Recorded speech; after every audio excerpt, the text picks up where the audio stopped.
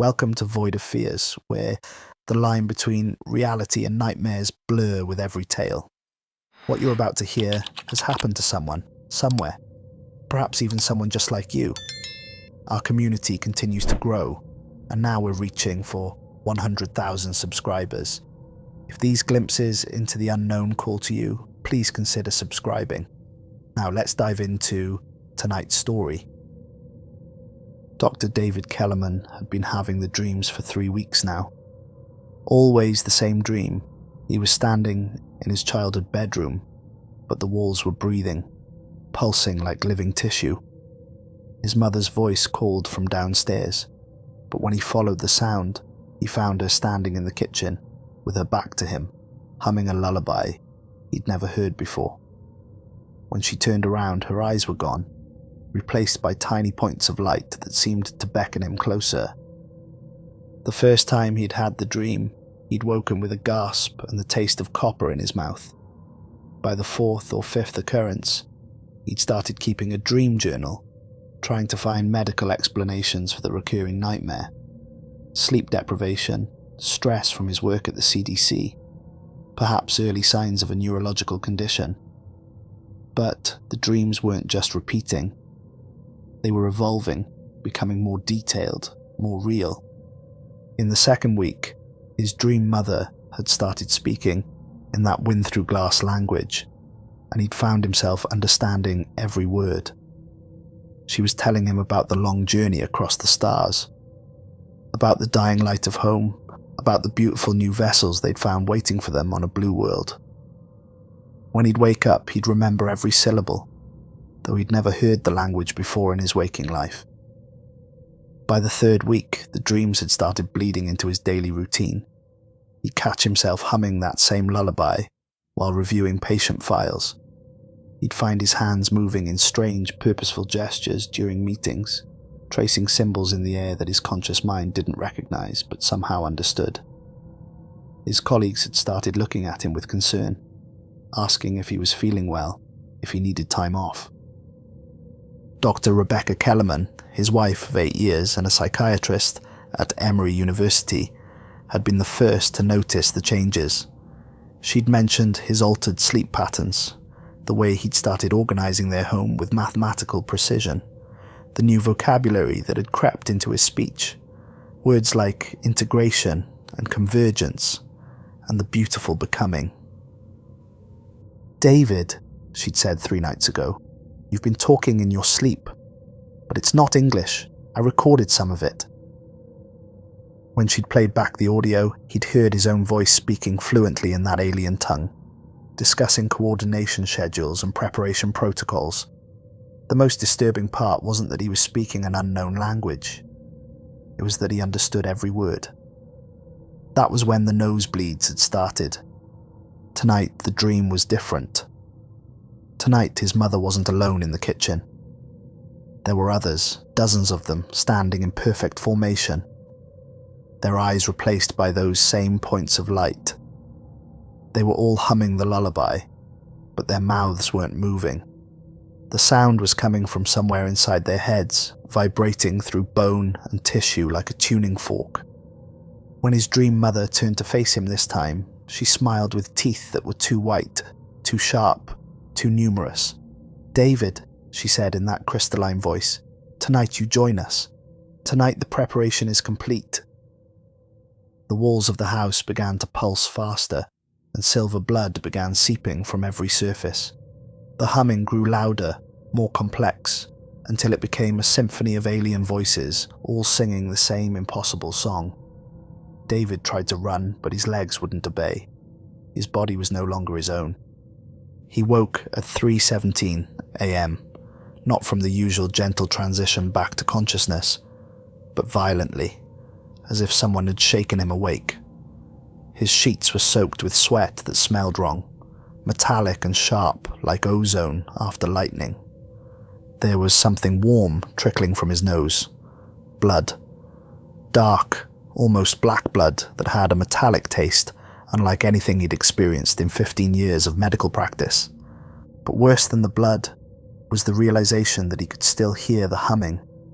Even awake, even fully conscious, The alien symphony continued in the background of his mind, like a radio he couldn't turn off.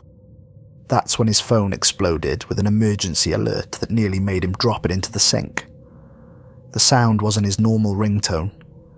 It was the kind of piercing alarm they used for incoming missile strikes, but underneath it, he could swear he heard that same wind-through-glass language from his dream. Emergency Protocol 7. Report to facility immediately. Bring nothing, tell no one, come alone. Time remaining 0 hours, 47 minutes and 23 seconds. The message vanished before he could screenshot it, replaced by a call from a number that showed only as authorized personnel. He answered with a shaking hand, still trying to stop the nosebleed that had started without warning. Dr. Kellerman, this is Director Hayes. Listen very carefully. If you're bleeding from your nose, mouth or ears, that's normal for your demographic. You have approximately 47 minutes before the hemorrhaging becomes fatal. If you can hear voices that aren't there, ignore them completely. If you're seeing things that weren't there yesterday, trust your eyes. Get to Sublevel 7 immediately. Do not stop for medical attention. Do not call anyone. Do not look directly at anyone on the street. Director Hayes, what the hell is happening?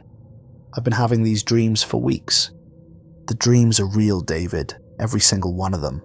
The things you've been seeing, the voices you've been hearing, they bleed through from the network. You're one of the few whose brain is naturally resistant to the integration process. That's why you're still you. That's why you're still bleeding. That's why we need you. Integration process? What are you talking about? David, how many people have you spoken to in the past week who seemed different, off in some way you couldn't quite place? People who paused just a fraction too long before answering questions? People who seemed to know things they shouldn't know? The question hit him like a physical blow. Rebecca, his wife, had been different for days. Her usual animated storytelling had been replaced by measured, careful speech. She'd started doing things like organizing their spice rack alphabetically, something she'd never cared about before. When he'd asked her about it, she'd paused for exactly 3 seconds before saying, "I just thought it would be more efficient." His colleague Dr. Williams had been odd too, asking him detailed questions about his daily routine, his sleep patterns, his dreams. At the time, it had seemed like professional curiosity. Now, it felt like an interrogation. The barista at his regular coffee shop had stopped making small talk, instead serving him with mechanical precision while humming under her breath. The same lullaby from his dreams. His neighbour, Mrs. Chen, who'd lived next door for 5 years, had looked at him yesterday with eyes that seemed to recognise him from somewhere else entirely. When he'd waved, she'd tilted her head at an angle that was just slightly too far to be natural. Even his own reflection had started looking wrong. This morning, while shaving, he'd caught himself staring into the mirror for a full minute, watching his pupils dilate and contract in patterns that seemed almost like Morse code. "Oh God," David whispered. "How many?" "We estimate 73% of the population in major metropolitan areas, David. Rural populations are lower, maybe 40%. But tonight the remaining unintegrated join them. Tonight the harvest is complete." Harvest? You're talking about people like their crops. That's exactly what they are, David. We all are. We've been cultivated for this moment for longer than our species has existed. The things we call diseases, epidemics, plagues, they were never random. They were farming techniques, preparing the soil, so to speak. The line went dead before he could respond. David stared at his reflection in the bathroom mirror, blood still dripping from his nose, and noticed something that made his stomach lurch. His pupils were dilated, but not evenly. The left one was nearly twice the size of the right, and there was something behind it. Something that seemed to move when he wasn't looking directly at it. Something that looked back. As he watched, horrified and fascinated, the thing behind his eye pulsed with its own light, just for a fraction of a second, but long enough for him to see it clearly. It was crystalline, geometric, beautiful in the way that a spider's web is beautiful, and it was definitely not human. He stumbled out of his apartment building, the nosebleed finally stopping, but leaving him dizzy and disoriented. The streets of Atlanta looked wrong at 3 a.m. Not empty wrong, but too organized wrong. Every streetlight seemed to pulse in perfect rhythm. Every car parked at precisely the same angle. Every building's windows reflected the same unnatural shade of light. But worse than the visual wrongness was the sound. A low humming that seemed to come from everywhere and nowhere, like a massive engine running just below the threshold of hearing. It made his teeth ache and his vision blur at the edges, and underneath the humming he could hear voices. Thousands of them, maybe millions, all speaking in that wind-through-glass language he'd been learning in his dreams. They were coordinating, planning, preparing for something that was going to happen very soon. As he drove through the eerily coordinated streets, David began to notice the people. They shouldn't have been there at 3 a.m, but they were, standing on corners, sitting on benches, walking with measured steps in perfect synchronization. All of them facing the same direction, all of them humming the same tune, the tune from his dreams. Some of them were people he recognized. His mailman, standing motionless at a bus stop, his eyes reflecting the streetlight like an animal's. The pharmacist from the CVS near his office, sitting on a park bench with her hands folded in her lap, her mouth moving silently in that alien language. 3 teenagers he'd seen around the neighborhood, standing in a perfect triangle formation in the middle of an intersection, their heads tilted at identical angles toward the sky. None of them acknowledged his presence as he drove past, but he could feel them watching him with a collective awareness that made his skin crawl. They knew he was different. They knew he was still fighting, and they were waiting for him to join them. When he reached the CDC facility, there was no security guard. The main entrance was wide open, and the elevator he'd never seen before was waiting for him, doors already open. Inside there was only one button, Sublevel 7, but written beneath it in a script that hurt to look at directly were symbols that somehow translated in his mind to the deepest truth. The elevator's interior was different from any he'd ever seen. The walls seemed to be made of the same crystalline material he'd seen behind his eye, and they pulsed with their own internal light. As the elevator began its descent, David realized he could hear the humming more clearly now. It wasn't coming from the building's ventilation system. It was coming from the walls themselves, as if the entire structure was alive and breathing. As the elevator descended, David's ears popped violently, and he tasted copper in his mouth. The walls of the elevator seemed to shift and breathe, and he could swear he heard whispers coming from inside the crystalline surfaces. Not English whispers, something older, something that made his bones ache with recognition. The descent took far longer than it should have. Floors -1 through 6 passed in seconds, but then the elevator continued down, down, down, until David was certain they were hundreds of feet below the surface of the earth. The pressure made his ears scream, and when he tried to swallow, he tasted blood again. Through the translucent walls of the elevator, he began to see things that couldn't possibly be there. Vast chambers filled with machinery that looked more organic than mechanical. Corridors lined with what appeared to be cocoons, each one pulsing with its own rhythm. Pools of that same silver liquid from his dreams, reflecting light that didn't seem to have a source.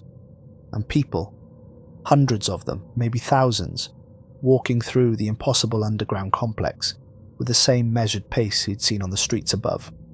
Some of them wore CDC uniforms, others were in civilian clothes. All of them had that same too bright reflection in their eyes. The elevator finally stopped, and the doors opened to reveal Director Elizabeth Hayes, standing in a corridor that definitely hadn't existed yesterday. She looked like she'd aged 10 years in the past few hours, her usually perfect composure shattered by exhaustion and terror. Behind her, the corridor stretched into darkness, punctuated by emergency lighting that cast everything in hellish red. But what struck David most was that she was alone. In all his years at the CDC, he'd never seen Director Hayes without at least 2 assistants and a security detail. Now, she stood by herself in a corridor that belonged in a science fiction nightmare, and her isolation was somehow more terrifying than anything else he'd seen. David, thank God you made it. The nosebleed means you're one of the few who can still see them clearly. Everyone else. She gestured helplessly down the corridor. Everyone else thinks this is all normal. See what clearly? The things that have been living in our bodies for the past 18 months. The things that have been preparing us for what's coming tonight. She led him past rooms filled with equipment that looked more like torture devices than medical instruments. Through reinforced glass windows, he could see people strapped to tables, their heads shaved, tiny crystalline objects being surgically removed from their skulls. The patients weren't screaming. They were laughing, all of them laughing in perfect unison, their mouths open far wider than human anatomy should allow.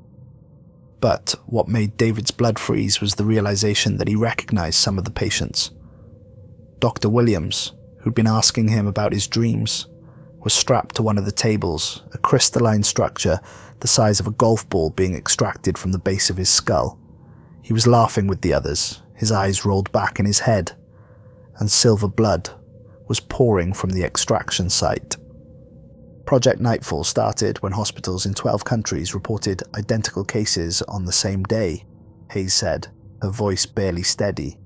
January 15th, 2:47 a.m. local time in each location. Patients with no connection to each other, no shared history, but they all said the same thing when they arrived. They all said, "We're finally ready for the harvest." What happened to them? That's what we're trying to figure out, but David, the more we learned, the more terrifying it became. These weren't random medical emergencies. They were appointments, scheduled appointments that these people had been preparing for without even knowing it. They stopped at a reinforced door marked with a simple 7. Hayes pressed her palm to a scanner, and the door slid open with a soft hiss. Inside, banks of monitors displayed footage from around the world. But not normal footage. Every screen showed the same thing. People moving in perfect synchronization, their heads tilted at identical angles, their mouths moving in silent speech.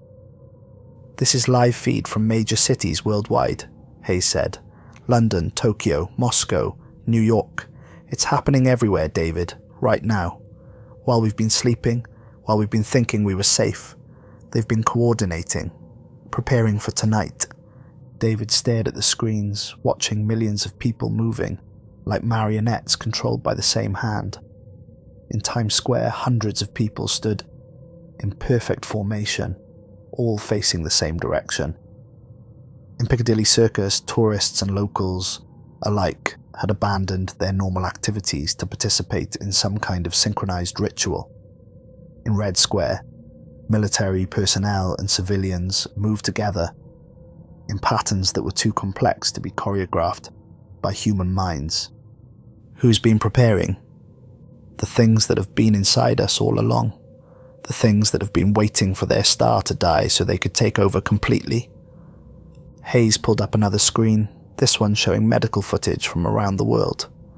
Emergency rooms filled with patients exhibiting identical symptoms. Blood tests that all showed the same anomalous readings. Brain scans that revealed structures that definitely weren't human. This is impossible. Mass hallucination. Shared psychosis. There has to be a medical explanation. There is a medical explanation. Hayes pulled up footage from an autopsy. But it's not human medicine. On screen, A coroner cut into a brain and revealed something that made David's vision blur. Crystalline structures, dozens of them, embedded throughout the neural tissue like a circuit board. But as he watched, the crystals began to pulse with their own light, and the dead brain tissue started to twitch. The corpse's eyes opened. "They're not just implants," Hayes whispered. "They're eggs. And tonight, they're all hatching at once." David felt his legs give out, and he sank into a chair that materialized behind him. "This can't be real. This is some kind of elaborate psychological experiment, or I'm having a complete breakdown." "I wish it were that simple." Hayes pulled up another screen, this one showing deep space imagery.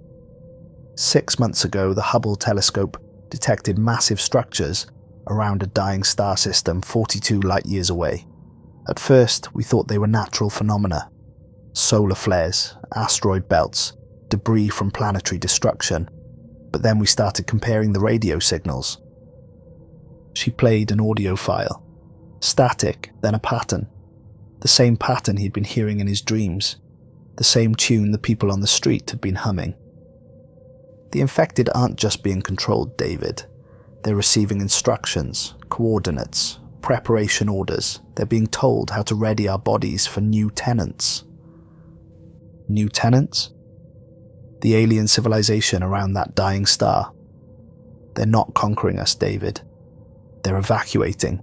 Their sun is going supernova in 18 days. Billions of consciousnesses need new homes, and they've spent the last 2 years preparing ours." David's mind reeled. The dreams, the synchronization, the behavioral changes. "How long have you known?" "We've suspected for months, but we only confirmed it 3 days ago when Dr. Lisa Wong made a breakthrough in her research. David, what she discovered changed everything we thought we knew about human evolution, about the nature of consciousness itself." Hayes led him to another room where Dr. Lisa Wong, a neurobiologist he'd worked with years ago, was bent over a microscope.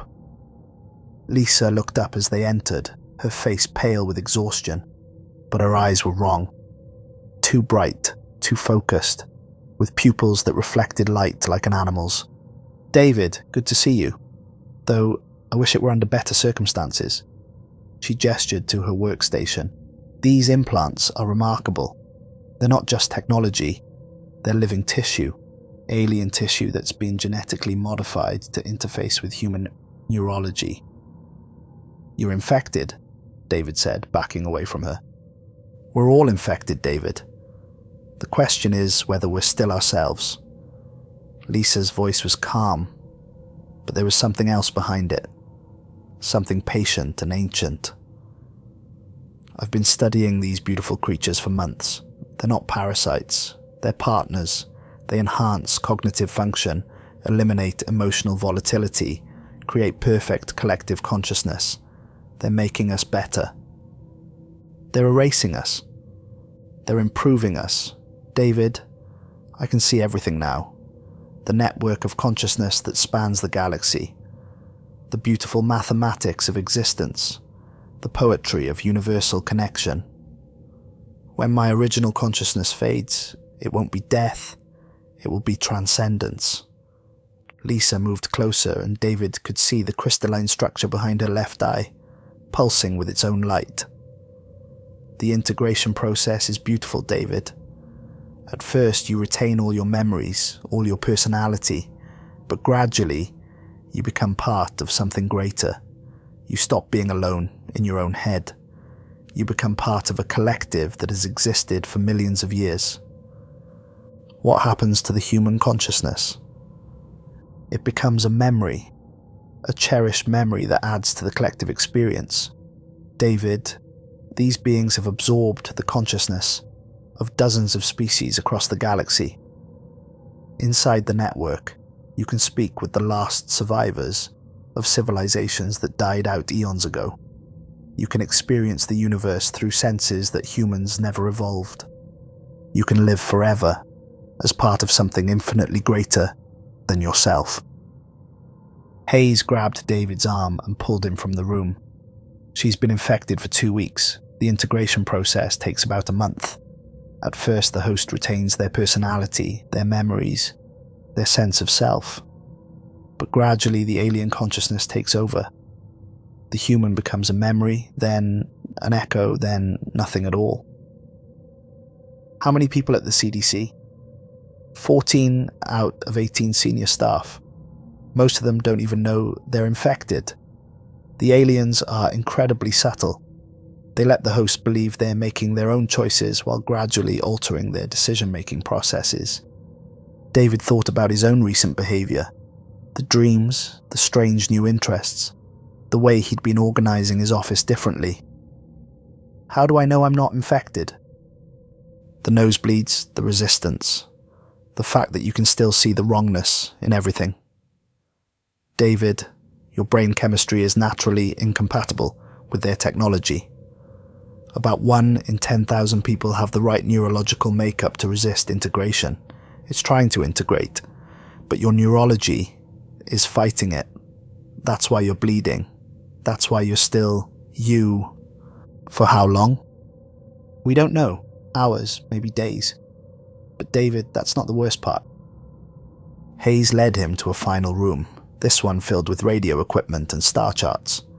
The walls were lined with monitors, showing atmospheric readings, seismic data, and electromagnetic measurements from around the globe. The aliens aren't just taking over human bodies, they're terraforming the planet, changing the atmospheric composition, the magnetic field, the very nature of Earth itself to match their dying world. She showed him atmospheric readings from around the globe, oxygen levels dropping by fractions of a percent each day, nitrogen increasing, trace gases that had never existed on Earth before appearing in the atmosphere, the planet's magnetic field showing signs of artificial manipulation. They're not just killing human consciousness, David. They're killing the planet that created it. In 6 months, Earth will be uninhabitable for any native life. They're not just stealing our bodies, they're stealing our world. David stared at the data, his mind struggling to process the scope of the catastrophe. There has to be a way to stop this. Some kind of electromagnetic pulse, a virus to target the implants. Something. We tried everything. The crystalline structures are too advanced, too integrated. They're not just technology, David. They're alive. They adapt to our countermeasures faster than we can develop them. But there might be another way. Hayes pulled up a final screen, this one showing a star map with complex orbital calculations and gravitational projections. The dying star system where they're evacuating from. It's not just going supernova, it's going supernova in a very specific way. The explosion will create a gravitational wave that will reach Earth in exactly 18 days. What does that mean? It means that when their home star dies, the gravitational wave will disrupt every piece of their technology in this solar system. The implants will be destroyed, the network will collapse, and the alien consciousnesses will die with their star. That's good news, right? It would be, except for one thing. The gravitational wave will also disrupt every piece of human technology, every satellite, every power grid, every electronic device. Civilization will collapse overnight. And David, 90% of the integrated population will die when their implants are destroyed. Their brains have become too dependent on the alien technology to function without it. David felt the weight of the revelation crushing down on him.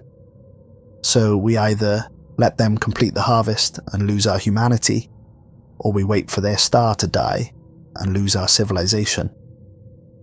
There's a third option. Hayes pulled up blueprints for something that looked like a massive radio telescope. We can accelerate the supernova, send a focused gravitational pulse back to their star system, force it to explode 18 days early, before the final integration is complete. How? The aliens have been using our radio telescopes to stay in communication with their homeworld. If we can hijack that connection, reverse the signal, we can send a gravitational resonance pulse that will destabilize their star immediately. And kill how many people? Approximately 60% of the human population. Everyone who's been integrated for more than 2 weeks. But David, it's the only way to save the other 40%. It's the only way to save human consciousness itself. David stared at the blueprints, understanding the terrible choice they were facing. Where's the telescope we'd need to use? The Very Large Array in New Mexico. But David, the facility is completely compromised. The entire staff has been integrated. They'll never let us get close enough to modify the equipment. Then how? We need someone who can still pass for human. Someone who can get close to the control systems without triggering their suspicion. Someone who's infected but not yet integrated. David looked at his reflection in the dark computer screen. His pupils were definitely more dilated than they'd been an hour ago, and there was something behind his eyes that hadn't been there before. Something that watched and waited and whispered in that wind-through-glass language. I'm already infected, aren't I? The integration process started the moment you walked into this facility. Every surface down here is covered with microscopic versions of their technology. But David, you're fighting it. Your brain is naturally resistant. You might have days before you're fully integrated, maybe even a week.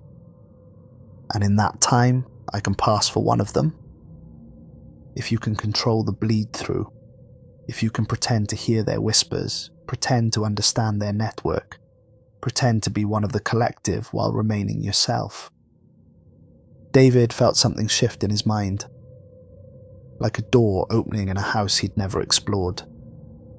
Suddenly he could hear them. Thousands of voices speaking in unison, sharing thoughts, coordinating actions across the globe. The network was vast and beautiful and absolutely terrifying. I can hear them, he whispered. Good. That means the integration is progressing. But David, you need to remember who you are. Remember your name, your life, your humanity. The moment you stop fighting, the moment you accept their collective consciousness, you'll be lost forever. Hayes handed him a small device that looked like a hearing aid. This will help you resist the integration. It sends out a localized electromagnetic field that disrupts the implants. But David, it's only temporary. Each time you use it, your brain will be more damaged. Use it too often, and you'll die from the neural trauma. How long do I have? To get to New Mexico and modify the telescope. 72 hours. After that, the integration will be complete, and you'll be one of them permanently. David pocketed the device and looked at the star charts one more time. What about you? What about everyone else here? We're staying behind to monitor the situation, to make sure the plan works. And David, if you fail, if you're fully integrated before you can complete the mission, we have a backup plan. What kind of backup plan? Nuclear. We'll detonate every warhead on Earth simultaneously. Better to end human civilization ourselves than let it be stolen by aliens. David felt the weight of the world settling on his shoulders. So, either I commit genocide against 60% of the human population, or you commit genocide against 100%. That's about the size of it. He thought about Rebecca, about his friends, about his life before tonight. Everything that had seemed important 12 hours ago now felt like a distant memory.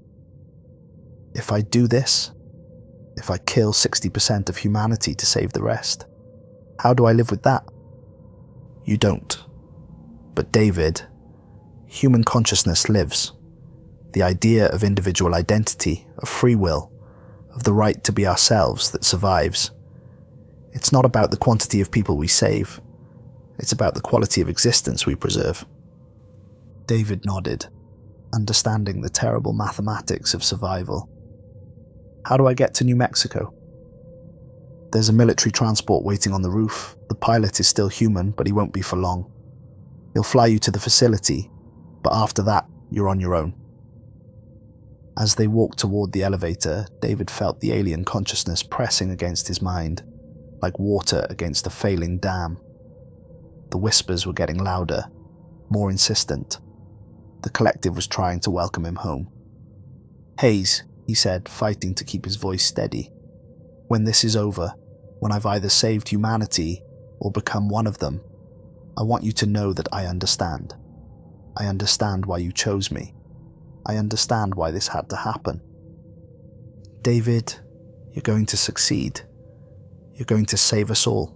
"No," he said, feeling the first cracks in his mental defenses. "I'm going to die trying, but maybe that's enough." The elevator doors closed and David began his ascent back to the surface, back to a world that was no longer his own. In 72 hours, he would either be humanity's savior or its destroyer. Either way, Dr. David Kellerman would cease to exist.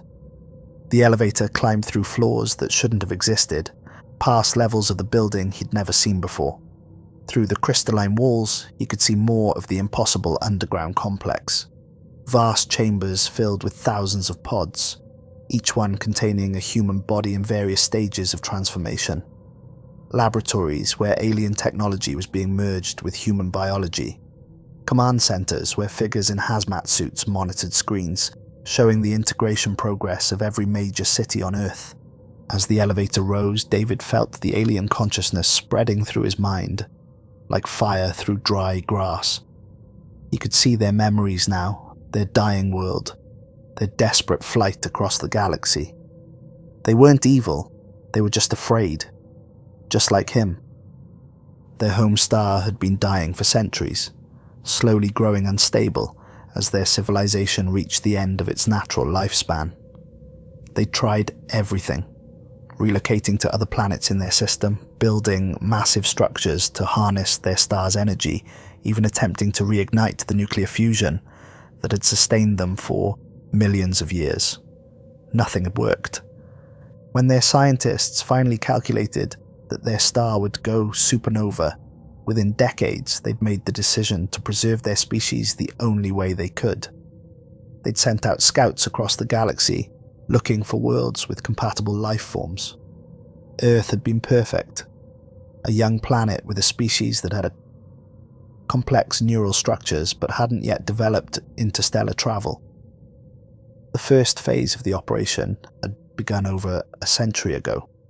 Subtle biological modifications introduced through what humans thought of as disease outbreaks.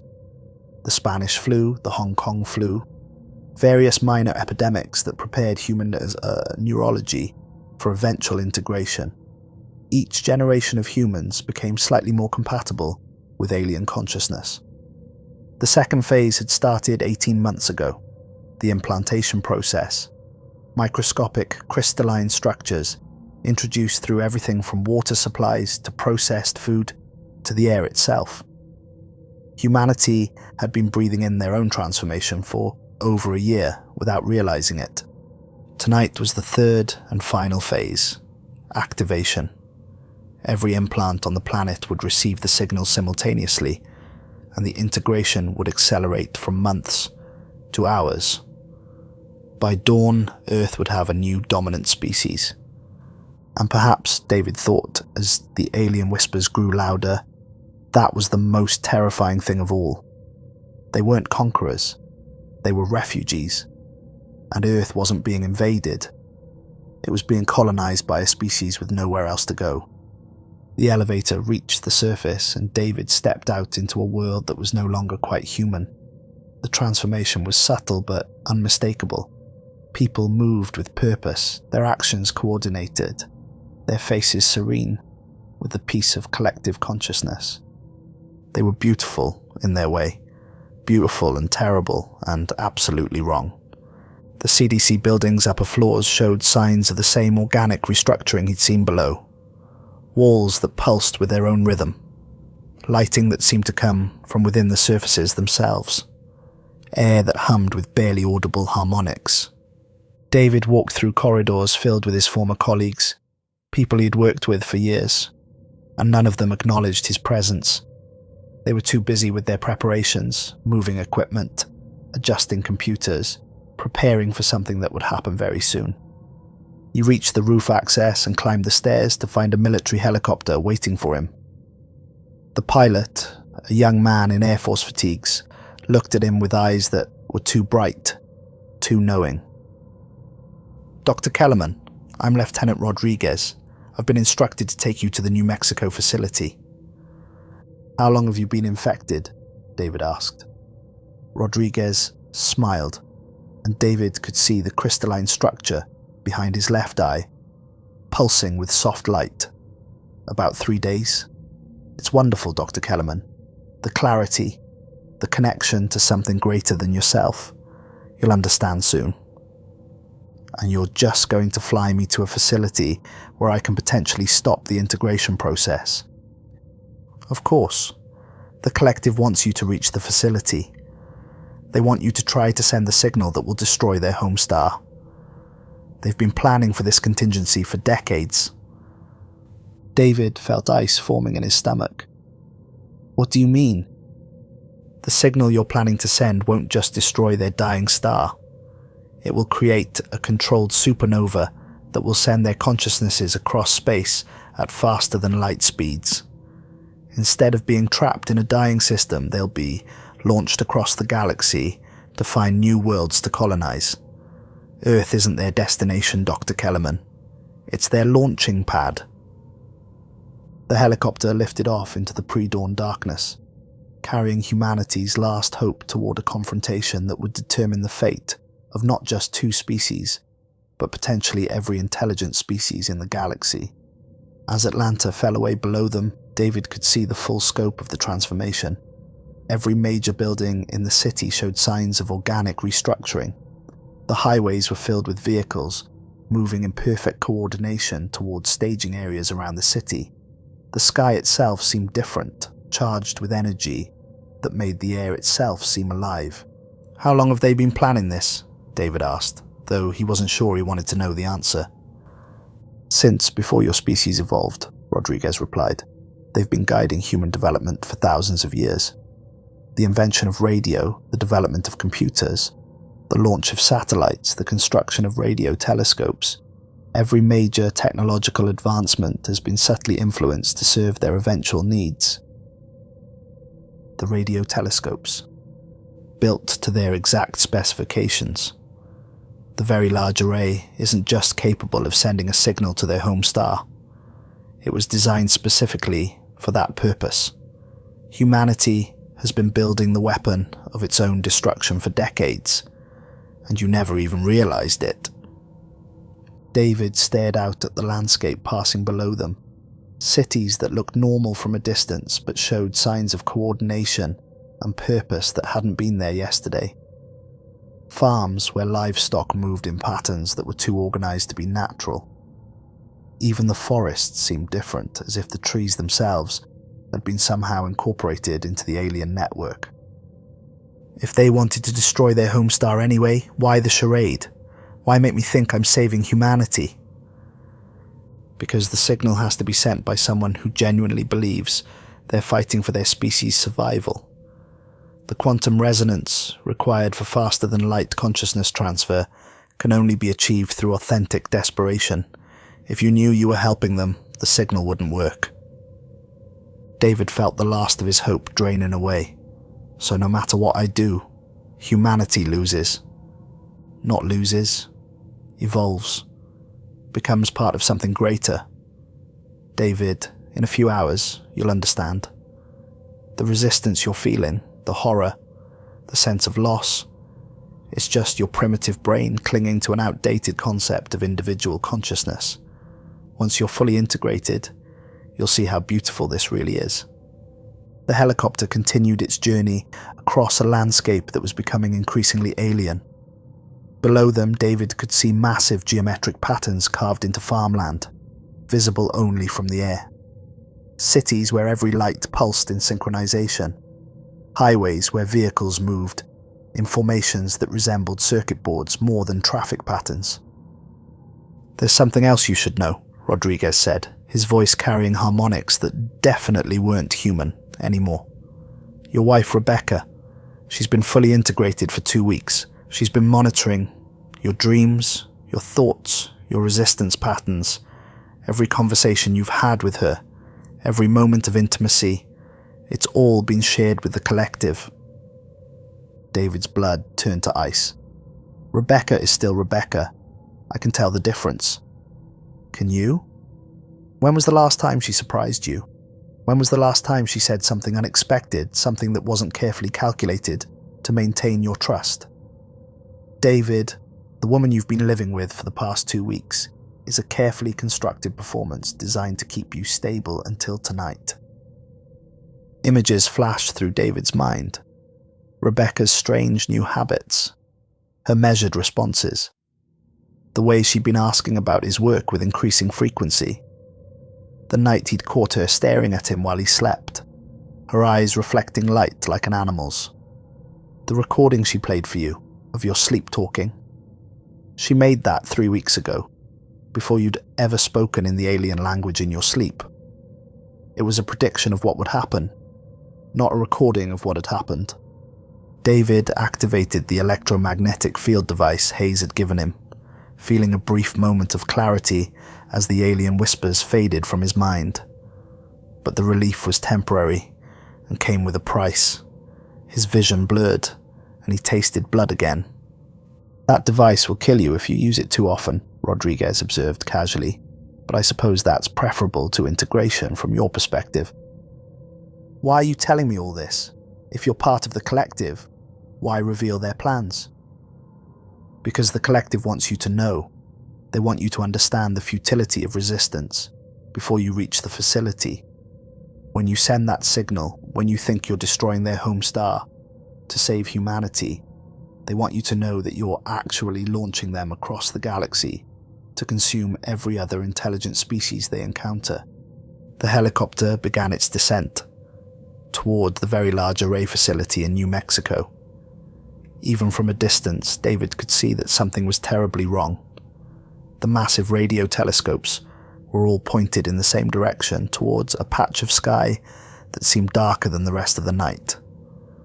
Around the facility, hundreds of vehicles were parked in perfect geometric patterns. Thousands of people moved between the buildings with coordinated purpose. The activation signal will be sent at dawn, Rodriguez explained as they landed. The moment the first ray of sunlight touches the primary telescope array, every implant on Earth will receive the final integration command. By the time the sun is fully above the horizon, human consciousness will be extinct. David climbed out of the helicopter, his legs shaking from more than just the flight. The facility was crawling with activity, but it was the wrong kind of activity. Too organized, too purposeful. People moved like ants in a colony, each individual knowing exactly what their role was in the larger design. Dr. Kellerman, welcome to the very large array. The voice belonged to Dr. Sarah Martinez, the facility's director, but her tone carried the same alien harmonics he'd been hearing all night. We've been expecting you. She approached with a small group of technicians, all of them moving in perfect synchronization. Their eyes reflected the starlight, and David could see the crystalline structures pulsing behind their pupils. The modifications to the telescope array are nearly complete, Martinez continued. In approximately 4 hours and 17 minutes, we'll send the signal that will liberate our people from their dying star. And Dr. Kellerman, you're going to help us do it. I'm here to stop you. No, you're here to fulfill your role in our plan. You see, the quantum resonance required for consciousness transfer can only be achieved through authentic desperation. We need someone who genuinely believes they're fighting for their species' survival to send the signal. Someone who thinks they're destroying us, not helping us. Martinez led him towards the main control building, past groups of workers who were installing equipment that definitely hadn't been designed by human engineers. Crystalline structures that pulsed with their own light were being integrated into the telescope control systems. Organic-looking cables snaked between buildings, carrying signals that made the air itself hum with energy. For the past 18 months, we've been modifying the telescope array to serve as a consciousness launcher, Martinez explained. Every piece of equipment you see, every modification we've made, it's all been designed to channel the combined consciousness of our entire species into a focused beam of quantum energy. And if I refuse to send the signal, then Lieutenant Rodriguez will send it, or Dr. Patterson at the Fernbank Observatory will send it, or any of the dozens of other partially integrated individuals we've positioned at radio telescopes around the world. David, we've spent decades preparing for every contingency. Your cooperation would be preferred, but it's not required. They entered the main control building, and David was struck by how wrong everything looked. The computers and control panels had been modified with the same crystalline technology he'd seen in the CDC facility. The screens displayed information in that alien script that hurt to look at directly. The very air seemed to vibrate with energy that made his teeth ache. However, Martinez continued, your particular neurological resistance makes you the optimal candidate. The signal sent by someone who's fighting the integration will be significantly more powerful than one sent by someone who's already accepted their role in the collective. David looked around the control room and realized that every surface, every piece of equipment, even the walls themselves were covered with a thin layer of the microscopic implant technology. Just being in the room was accelerating his integration process. The beauty of our plan, Martinez said, settling into a chair that seemed to mold itself to her body, is that it turns humanity's greatest strength into their greatest weakness. Your species' capacity for individual thought, for independent action, for genuine emotion. These are exactly the qualities we need to power our escape from this dying system. What happens to Earth after you leave? Earth becomes a launching pad for the next phase of our expansion. The planetary modifications we've made will allow us to use this world as a staging ground for colonizing other systems. And the humans who survive the integration process will serve as the advanced scouts for future invasions. David felt the alien consciousness pressing against his mind again, stronger now that he was surrounded by their technology. He could see glimpses of their plan, vast and terrible in its scope. Earth wasn't just being colonized, it was being turned into a machine for spreading their species across the galaxy. The signal you'll send will do more than just launch our consciousnesses to other star systems, Martinez continued. It will also activate similar installations on dozens of other worlds we've already colonized. Worlds with species that, like humanity, thought they were fighting for their survival when they were actually facilitating their own destruction. David activated the electromagnetic field device again, fighting through the pain as it disrupted the alien technology in his brain. How many worlds, how many species have you destroyed? Destroyed is such a harsh word. We prefer to think of it as absorption. Over the past 1,000,000 years, we've absorbed the consciousness of 47 different species. Each one adds to our collective knowledge, our collective experience. David, inside our network, you can speak with the last representatives of civilizations that vanished eons ago. They're dead. You killed them. They're preserved. Forever. As part of something infinitely greater than they could have achieved on their own. Martinez gestured to the screens around them, which now displayed images from across the galaxy. Worlds that had once harbored intelligent life, now transformed into launching platforms for alien consciousness. Species that had built great civilizations, now existing only as memories within the collective. Your species will join that pantheon, David. Human creativity, human emotion, human individuality, all of it will be preserved within our collective consciousness. And in return, you'll be part of a species that spans the galaxy. David stared at the images, trying to comprehend the scope of the horror. Entire civilizations reduced to memories. Billions of individual consciousnesses absorbed into a collective that had been consuming intelligent life for millions of years. The most beautiful part, Martinez said, a voice now carrying harmonics from dozens of different vocal cords, is that most species never realize what's happening until it's too late. They think they're fighting a war, or surviving a plague, or dealing with a natural disaster. They never understand that they are actually participating in their own transcendence. You're monsters. We're survivors, and soon you'll be too. The control room filled with technicians, all moving with that same coordinated purpose David had been seeing all night. They began activating systems, powering up equipment, preparing for the signal that would end human civilization as it had existed for millennia. The process will begin in 3 hours and 42 minutes, Martinez announced. Dr. Kellerman, you'll be seated at the primary control station. When the moment comes, you'll send the signal that you believe will destroy our home star and save your species. Instead, you'll be launching us across the galaxy to begin the next phase of our expansion. David looked around the control room, searching for any possible way to sabotage the equipment or disrupt their plans. But every surface was crawling with alien technology. Every system was redundant. Every contingency had been planned for. Don't bother looking for a way to stop us, Martinez said, reading his thoughts through the partially integrated implant in his brain. We've been planning this for longer than your civilization has existed. Every possible resistance scenario has been accounted for. There has to be something, some weakness in your plan. There is, actually, one critical vulnerability that could destroy everything we've worked for. David felt a spark of hope. What if the signal were to be sent by someone who was completely free of our influence, someone whose consciousness hadn't been touched by our technology at all? The quantum resonance would be reversed. Instead of launching our consciousnesses across the galaxy, it would create a feedback loop that would destroy not just our dying star, but every piece of our technology in this galaxy. Then I'll find someone who isn't infected.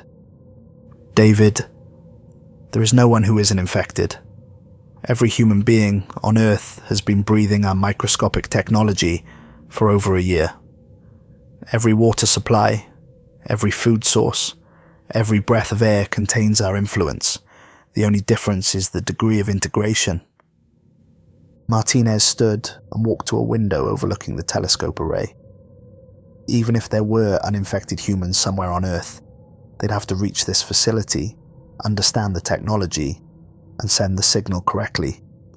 And they'd have to do it all within the next 3 hours.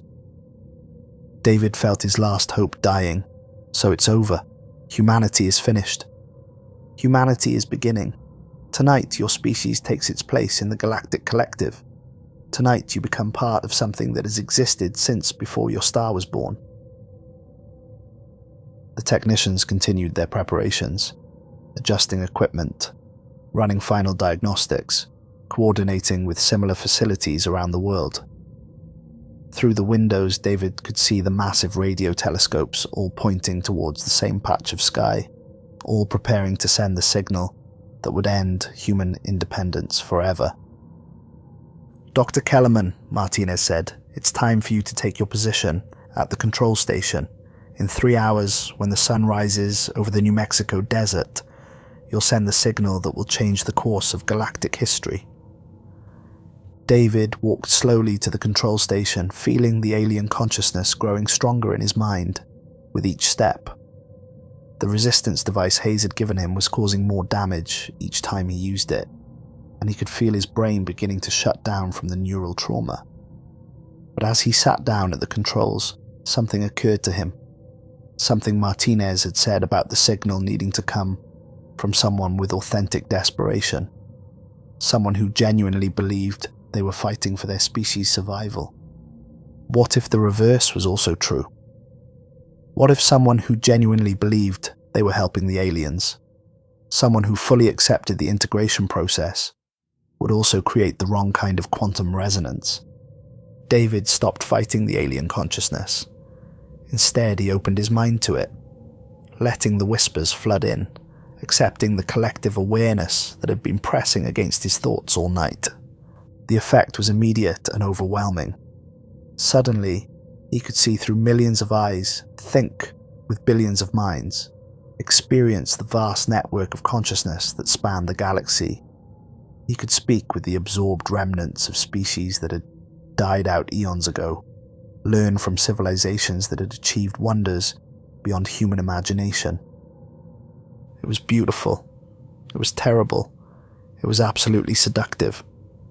For a moment, David understood why so many humans had accepted the integration willingly. The collective consciousness offered an end to loneliness, to uncertainty, to the brutal isolation of individual thought. It offered immortality as part of something infinitely greater than any single mind could achieve. But underneath the beauty, underneath the seductive promise of transcendence, David could sense something else. The collective was old, so ancient that it had forgotten what it was like to be young. It had absorbed so many species, consumed so many worlds, that it had lost touch with the very qualities that made consciousness valuable in the first place. The individual voices within the collective weren't preserved. They were digested, broken down into components that could be used by the greater whole. The promise of immortality was a lie. What survived wasn't the consciousness of the absorbed species, but only the information that the collective found useful. David realized with crystal clarity that the alien consciousness wasn't trying to preserve humanity. It was trying to consume it. And once the consumption was complete, everything that made humans human would be lost forever. But in that moment of understanding, something else occurred to him. Something Martinez had said about quantum resonance, requiring authentic emotion. The aliens needed genuine desperation to make their consciousness transfer work. But what if there was another emotion, equally authentic, equally powerful? Love. Not the shallow affection of the partially integrated, but the deep, desperate love of someone watching their entire species die. The kind of love that would sacrifice everything, including itself, to save what mattered most. David thought of Rebecca, not the alien puppet who had been monitoring his thoughts, but the real Rebecca, the woman who laughed too loud at movies, who left coffee cups all over the house, who talked to plants because she believed they could hear her, who cried at commercials featuring animals, who was messy and imperfect and absolutely, completely human. She was gone, but the love he felt for her, the love he felt for every flawed, beautiful, struggling human being on Earth that was still real, still his, still powerful enough to change everything. Beginning final countdown, Martinez announced. Signal transmission in 60 seconds. David's hands moved over the controls, but instead of following either the alien programming or trying to reverse it, he began entering something entirely different. Not coordinates for their home star, not Earth, but something else entirely. "What are you doing?" Martinez demanded, suddenly recognizing that something was wrong. "Remembering what it means to be human," David replied. The signal he was programming wouldn't destroy the alien technology or redirect their consciousness transfer. Instead, it would do something the aliens had never encountered in their millions of years of conquest. It would broadcast human consciousness itself across the galaxy. Every human emotion, every memory, every dream, every piece of music, every work of art, every moment of love and loss and hope and despair. The entire spectrum of human experience transmitted at quantum speeds to every corner of the galaxy. "You can't do that," Martinez said, her voice carrying genuine fear for the first time. "You'll contaminate our collective consciousness with individual thought. You'll destroy the harmony we've built over millions of years." "I know," David said, understanding the true weapon humanity possessed. Chaos, creativity, the beautiful disaster of independent thought.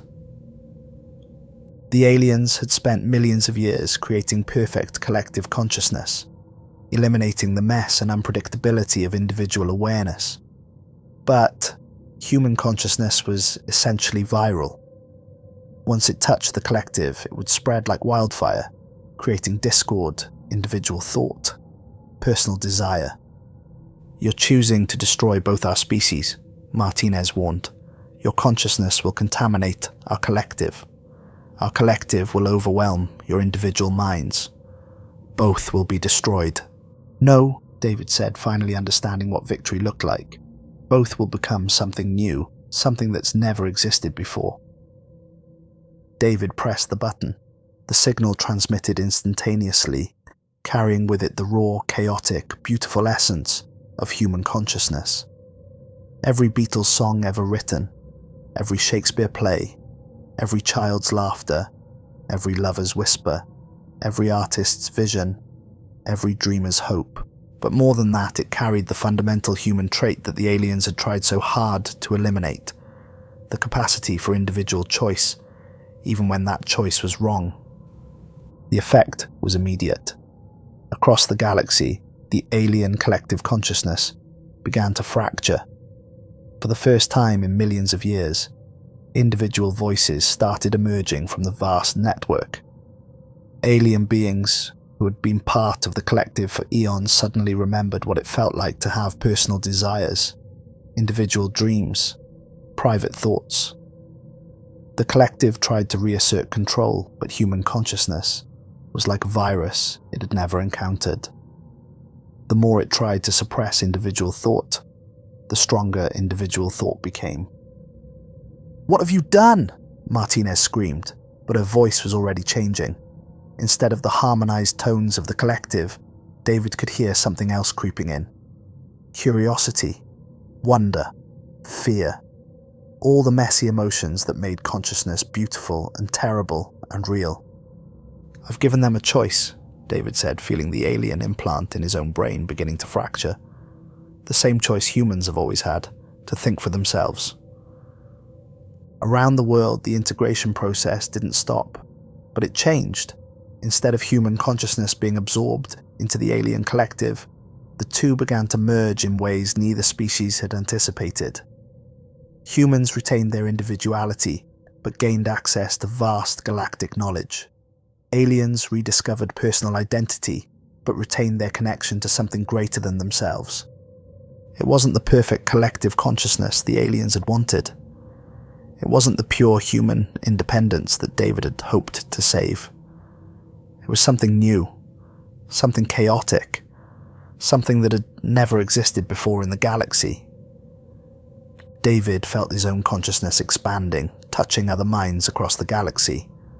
But unlike the alien collective, these connections were voluntary. Each being chose what to share and what to keep private. The network became a symphony of individual voices choosing to harmonize, rather than a chorus singing in enforced unison. In the control room, Martinez collapsed as her purely alien consciousness struggled to adapt to the chaos of individual thought. Around the facility, the perfect coordination of the integrated humans began to break down as personal choice reasserted itself. Some chose to maintain their connection to the network.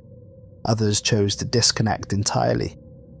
Most chose something in between, dipping in and out of collective consciousness as it suited them. "You've doomed us all," Martinez gasped, but her voice carried something new. Curiosity about what doom might feel like. Wonder about whether doom might actually be freedom. "No," David said, feeling his own consciousness beginning to stabilize in the new reality. "I've saved us all, both species, by making us into something that neither of us were before." The transformation spread across the galaxy at quantum speeds. On every world the aliens had conquered, individual consciousness began to reassert itself. But unlike Earth, these species didn't reject the alien technology entirely. They adapted it, modified it, made it serve individual choice rather than collective control. The galaxy became a network of conscious beings who chose their level of connection. Some remained mostly individual, others preferred collective thought. Most moved fluidly between the two states depending on their needs and desires. For the first time in millions of years, the galaxy was truly alive with genuine diversity of thought. David walked outside the control facility to watch the dawn breaking over the New Mexico desert. Around him, humans and aliens alike were stirring from their enforced unity, stretching individual muscles of thought they'd forgotten they possessed. In the distance, he could see Rebecca walking toward him. But this time, he could tell it was really her. The walk was wrong, the posture was imperfect, the approach was entirely unpredictable. She was messily, chaotically, beautifully human again. "David?" she called, her voice carrying uncertainty and hope, and a dozen other emotions that the collective had tried to eliminate. "Is it over?" "It's beginning," he replied, understanding that what they'd created was going to be complicated and messy and difficult and absolutely wonderful. We're all going to have to figure out how to be ourselves again. Humans and aliens alike. Together, if we choose to be. And that, David realized, was the most human answer possible. Not certainty, not predestination, not collective harmony. Just choice, the beautiful, terrifying freedom to decide for themselves what came next. Above them, the sun rose over a world that was no longer purely human or purely alien, but something new entirely. Something that had been born from the chaos of individual consciousness, colliding with collective knowledge. It wasn't the ending anyone had planned for, but it was the ending they'd chosen. And perhaps that was the most important difference of all.